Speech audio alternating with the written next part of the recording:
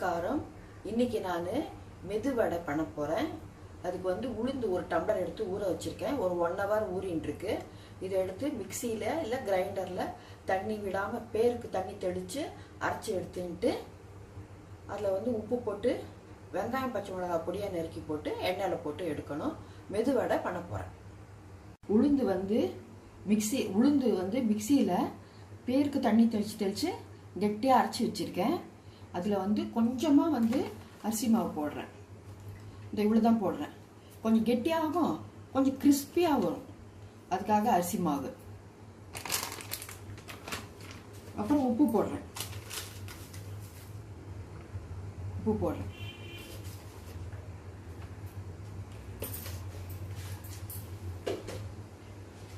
இப்போ இதை நல்லா கலந்துக்கிறேன்.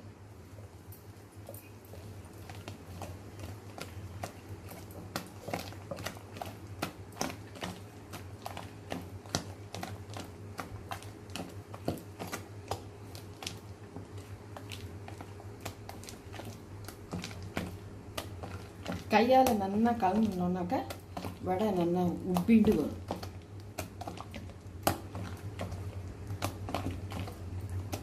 உப்பு, அரிசி மாவு, உளுந்து எல்லாத்தையும் நல்லா கையால் அடித்து கலக்கணும்.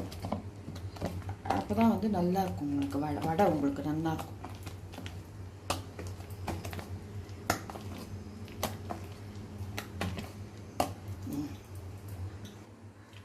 150 ரூபா வெங்காயமும் 2 பச்சை மிளகாவும் நல்லா பொடியாக நறுக்கி வச்சுட்டுருக்கேன். இதை வந்து அந்த மாவில் போட்டு நல்லா கலந்துட்டு எண்ணெயை அடுப்பில் வச்சு போட்டு எடுக்கணும்.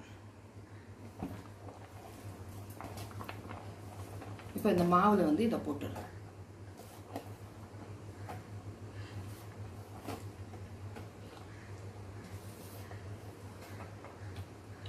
உங்களுக்கு பிடிச்சிருந்தா கொத்தமல்லி கருவேப்பிலெல்லாம் நல்லா பொடியாக நறுக்கி போட்டுக்கலாம்.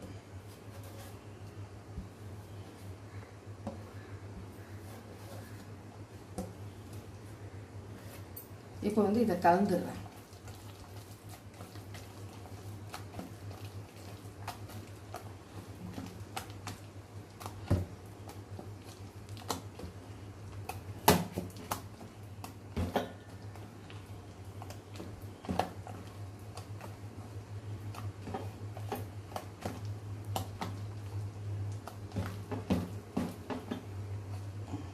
ஓகே, இப்போ கலந்தாச்சு.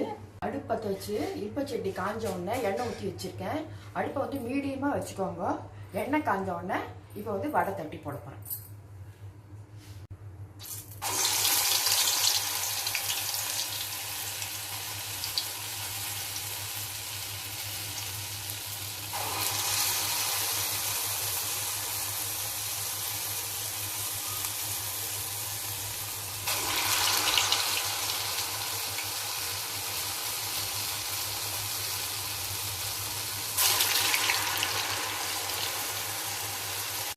எண்ணெயில் போட்டேன் இல்லையா, திருப்பி போட்டுட்டு கொஞ்ச நேரம் ஆன பிறகு 2 பக்கமும் நல்லா வெந்த பிறகு எடுத்துடணும்.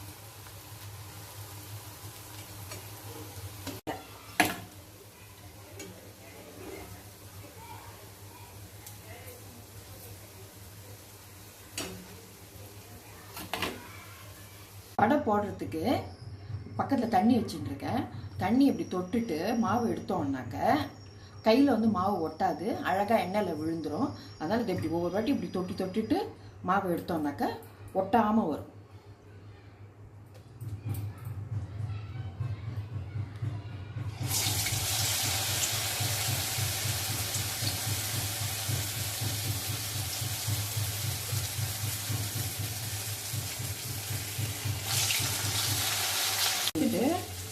தண்ணி தொட்டுன்ட்டு மாவை எடுத்துட்டு அது கையில் ஒட்டவே இல்லை பாருங்கள். இப்போ அப்படி ஓட்டை போட்டு அழகாக எண்ணெயில் போட்ட வேண்டியதுதான்.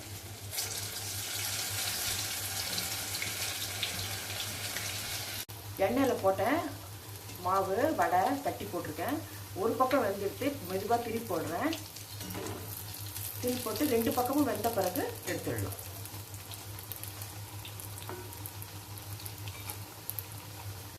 வடித்து எடுத்தோம்னாக்க இந்த மாதிரி நல்லா 2 நிமிஷம் நிறுத்தி வடித்து எடுத்தோன்னா எண்ணெய் இல்லாமல் இருக்கும். இப்போ இதில் போட்டுருவேன். இப்போ சூப்பரான கிறிஸ்பியான மெதுவடை ரெடி. எப்படி கிறிஸ்பியா இருக்குங்கிறது பாருங்க. எப்படி சூப்பரா இருக்கா? இது மாதிரி பண்ணி பார்த்துட்டு சாப்பிட்டு பார்த்துட்டு எப்படி இருக்குன்னு கமெண்ட் பண்ணுங்க. மெதுவடை, கிறிஸ்பியான மெதுவடை ரெடி. எப்படி இருக்கு பண்ணி பார்த்துட்டு கமெண்ட் பண்ணுங்க.